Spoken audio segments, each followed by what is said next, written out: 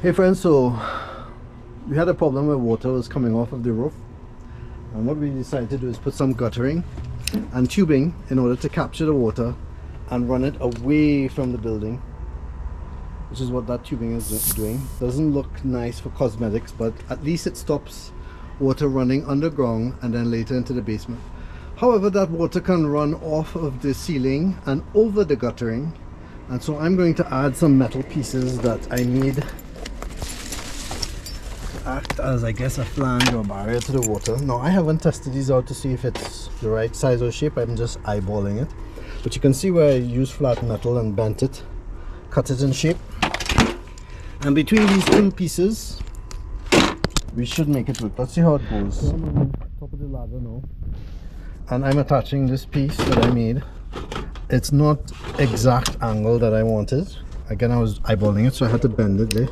But I'm going to rivet it on this side here, and I don't know if I want to hold this camera on this side because it is a roof, although the camera does seem to be holding well because it is a GoPro 13, folks, and GoPro 13 is magnetic. Whoa, you got GoPro 13? And that's Sean and his usual antics.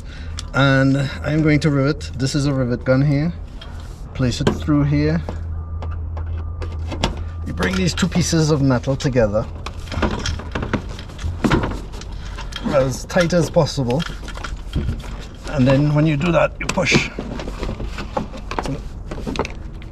and you keep pressing and pressing and pressing until it works.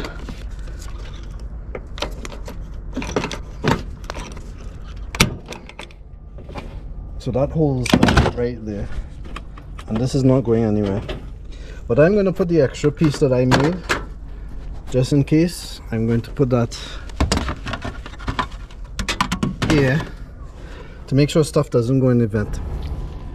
So now that I've put it up, this part here protects any water that might go into these vents. And this part here protects against any water that might flow out of here and go over it, over this guttering. So that's it. We've done it. I'll show you what it looks like from the bottom. Okay, so back down on ground level, and you could see what we did to stop the water from going across there. So similar to the other drainage issue that we had on the other side, here we have this going into what is supposed to be PVC that I guess takes it over. Let me see if I can find it better.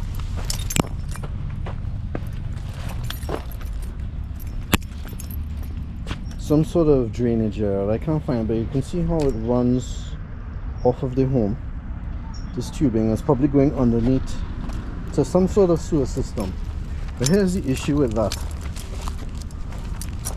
When you have these things draining right next to the building and this breaks or leaks, then all this water that's coming from above is going to end up in the basement of this building. So what I'm going to do is cut this, add a join and add tubing so that it can run off of here and away from the building into the green. Now I'd like to mention that the end goal here was just to remove the water from the building as it was flooding. The proper way would be, of course, to dig a hole, add a new PVC and whatnot to the main drain.